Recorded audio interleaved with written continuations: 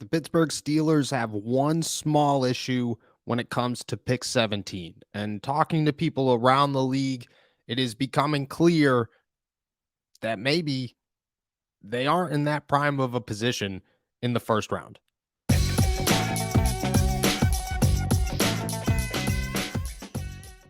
What's going on, everybody? I'm Noah Strackbine. Thank you for jumping on to Steelers to Go, your daily to go cup of Pittsburgh Steelers news and analysis. Find us on youtube.com/all Steelers talk and subscribe anywhere you get your podcasts. And today we're talking about the first pick for the Pittsburgh Steelers. According to voices around the league, the Pittsburgh Steelers might not be in the prime position that they'd like to be in the first round. Right now, you could assume that the Pittsburgh Steelers are very interested in two positions, cornerback and offensive tackle. That's where they have put most of their effort. Yeah, they've sent out or invited a lot of interior offensive linemen to pre-draft workouts. None of them really first-round picks. None of them specifically the 17th pick in the draft or seem to fall somewhere around there. So they've done their homework on the position, but it could be more of a pick 32, pick 49 type of situation. As for 17, it seems that they are very sold on offensive tackles and they are very sold at cornerbacks. The problem is that they might not get anybody that they're looking for. The Steelers are doing homework on guys like Emmanuel Forbes, Tyreek Stevenson, Deonte Banks as possible maybes, possible second waves here. DeJuan Jones, Darnell Wright, guys who could be there at 17, but might not fit that value. And I don't want to toss Banks out there. I don't want to toss Forbes out there and say that these guys aren't first-round picks. But at 17, I think the Steelers, when all of this started, were looking at it and saying, we have a very good opportunity to get a guy like Joey Porter Jr. or Devin Witherspoon or maybe Christian Gonzalez, or one of the top offensive tackles in the draft. And right now they're kind of looking at it like we need backup plans.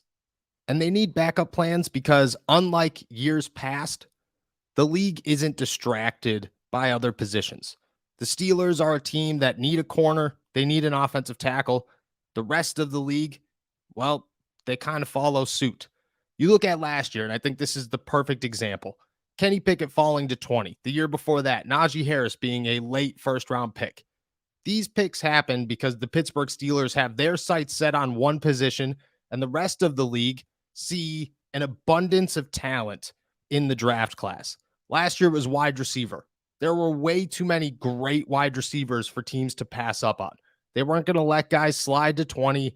They weren't going to take risks. That's why guys moved back up. Guys moved up earlier than their original pick to get guys at the wide receiver position, at defensive back positions, these superstar talents that just seem to be spread across the skill positions in the NFL draft.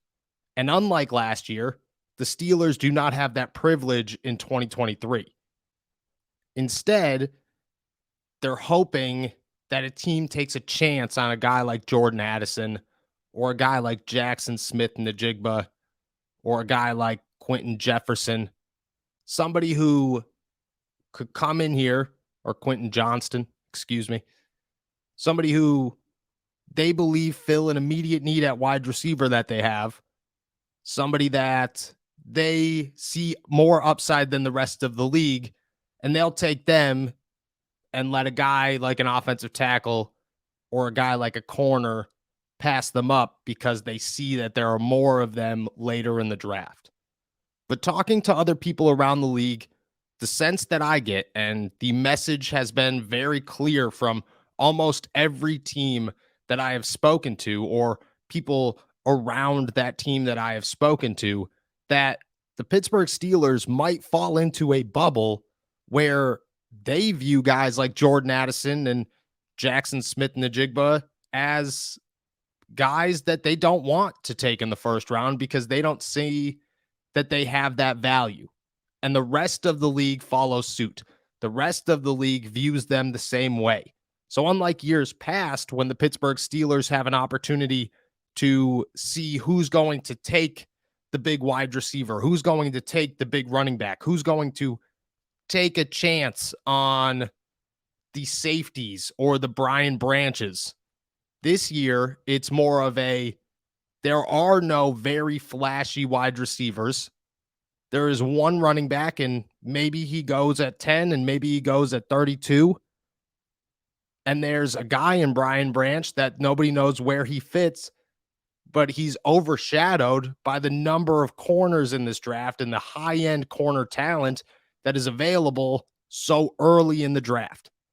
And meanwhile, the Pittsburgh Steelers are sitting there at 17 saying, okay, well, maybe we get a guy like Broderick Jones. Maybe we get a guy like Peter Skoronski. Maybe we get a guy like Joey Porter Jr. But without anybody taking attention away from other teams drafting those guys, without anybody who is just too flashy to pass up that isn't a position of need for the Pittsburgh Steelers, the rest of the league is looking at the same direction and the same prospects that the Pittsburgh Steelers are. And right now they're in a bubble, like I said, where, yeah, maybe they do get one of their guys. But there's also a very strong possibility that the rest of the league before them, that 1 through 16 pick, has the same mindset that they do and are approaching the same positions that they are. Without giving away who it is, because the mock draft drops next Tuesday, I was in a Fan Nation mock draft last night and sitting there watching guys come off the board, I started to get a sense of, okay, well, maybe Broderick Jones falls. Maybe Joey Porter Jr. falls. Maybe Devin Witherspoon falls. Maybe Paris Johnson goes late. Maybe Peter Skoronski is still on the board. Maybe the Steelers have that one guy that they could say, well, this is a steal at 17. That was my mindset. Have a list of guys that I know the Pittsburgh Steelers want to approach and hope one of them falls. And what I realized rather quickly is that everything I've been hearing is correct.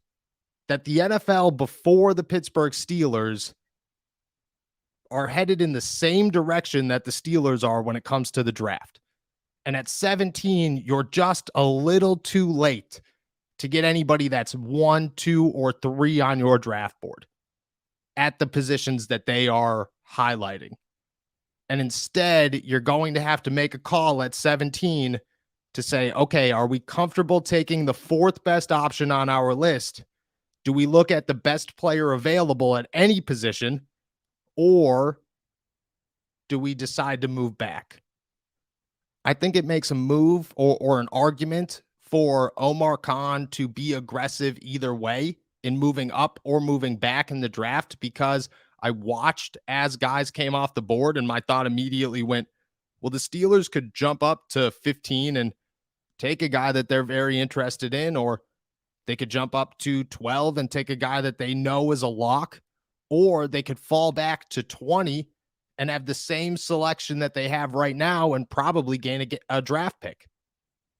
But at 17, it just felt like I was sitting there with a bunch of options that I felt comfortable with, but I would feel more comfortable with 5 picks later. That I didn't feel like anything above 20 has to be a huge star. It has to be an A. It has to work. Anything after 20, I feel like you're looking at it and saying, yeah, this should work. It's a pick that I feel very confident in. The guy is a first rounder, but at the same time, if it doesn't work out, well, he was the 22nd pick in the draft. It's no big deal. He was the 24th pick in the draft. Yeah, that should work, but a lot of times that doesn't work. The real high-end talent's already gone. But at 17, you're kind of hoping that some of that high-end talent is still on the board. The Pittsburgh Steelers might not get that opportunity. And the noise, the belief around the NFL is that they're not going to.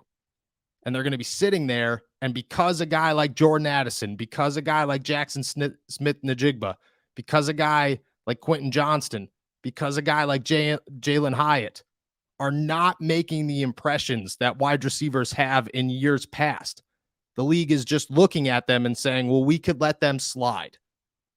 We don't need to take a chance on this guy right here. That's usually the distraction position. Wide receiver is usually the position that teams are looking at and going, I don't really care if he's that good. I'm grabbing him because we need a wide receiver. And this guy's got crazy athleticism, or this guy's crazy fast, or this guy had one insane college career. There are reasons, and year after year after year, that is the position that everybody seems to jump on earlier than expected. This year, it seems to be the opposite. Guys are willing to let them slide. Teams are willing to let them slide because they are so locked in on the same positions that the Steelers are. And it's not good news for Pittsburgh. I'm sure they'll work around it, and I'm sure they feel comfortable with the guys who will be available at 17, and they have a plan either way. But for those hoping that somebody huge slides to them, and all these mocks saying that guys like Broderick Jones or Paris Johnson or Joey Porter Jr. end up in Pittsburgh, it just feels more and more like they're going to have to pick from that second wave and make it work one way or another, whether that's making a selection or making a move, because there's just no distractions to let anybody move back and slide to 17 that the Steelers will look at as a guaranteed thing.